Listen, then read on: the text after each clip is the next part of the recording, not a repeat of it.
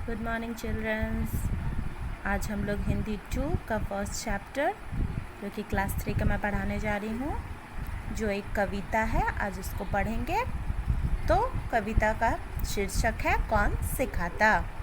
कौन सिखाता है चिड़ियों को चींची चींची करना। कौन सिखाता फुदक फुदक कर उनको चलना फिरना। कौन सिखाता फुर से उड़ना, दाने चुग चुग खाना। कौन सिखाता तिनके लाकर घोंसले बनाना। कौन सिखाता है बच्चों का लालन पालन उनको। माँ का प्यार दुलार चौकसी कौन सिखाता उनको। कुदरत का यह खेल वही हम सबको सब कुछ देती, किंतु नहीं बदले में हमसे वह कुछ भी है लेती। हम सब उनके अंश की जैसे तरु पशु पक्षी सारे। हम सब उनके वंशज जैसे सूरज चांद सितारे। द्वारिका प्रसाद माहेश्वरी।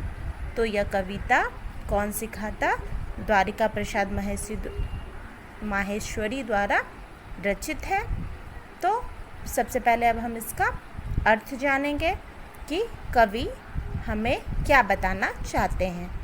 द्वारिका प्रसाद माहेश्वरी जो ये कविता को प्रस्तुत कर रहे हैं, वे हमें बताना चाहते हैं कि हम जो भी कार्य करते हैं उसको हमें कौन सिखाता है। जिस प्रकार हम मनुष्य को हमारे घर में हमारे माता पिता सब कार्य को करने के लिए सिखाते हैं, उसके अलावा बहुत सारे ऐसे पशु पक्षी हैं जिन्हें भी उनके माता पिता सब कुछ सिखाते हैं।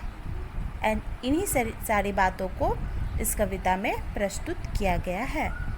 कौन सिखाता, यह सबसे पहले एक प्रश्न है जो कि अपने आप में यह प्रस्तुत कर देता है कि हमें कार्य को कौन सिखाता है।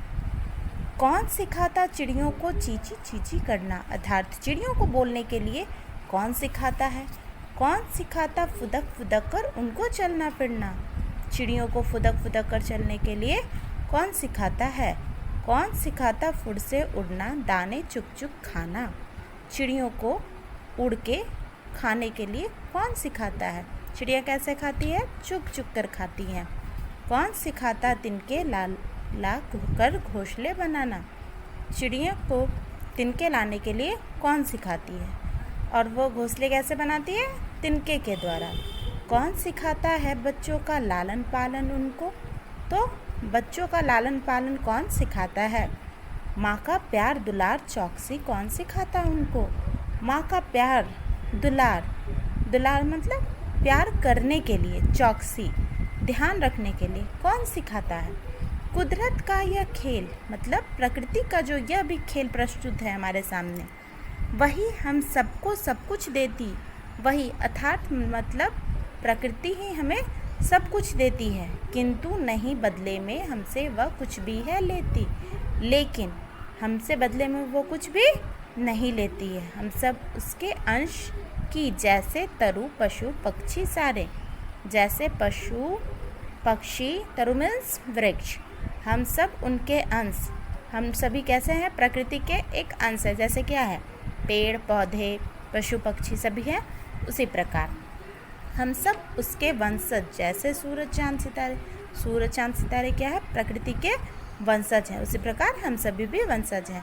तो इस कविता के द्वारा कवि यह बताते हैं कि हम सभी को खाने चलने फिरने उठने बैठने के लिए कौन सिखाता है। जिस प्रकार यह कविता चिड़िया को एक माध्यम बना के उसके कार्य को किस प्रकार से करने के लिए कौन प्रेरित करता है, सिखाया गया है। ठीक उसी प्रकार हम सभी को भी कार्य करने के लिए कौन सिखाते हैं, हमारे माँ बाप सिखाते हैं, हमारे शिक्षक सिखाते हैं, जो भी हमसे बड़े होते हैं वो सिखाते हैं। ये सभी बातों को इस कविता के माध्यम से हमें सिखाया गया है। तो इस कविता का हम लोग अध्ययन करेंगे, ध्यानपूर्वक इसको पढ़ेंगे और इसके लिखकर अभ्यास भी करेंगे। धन्यवाद।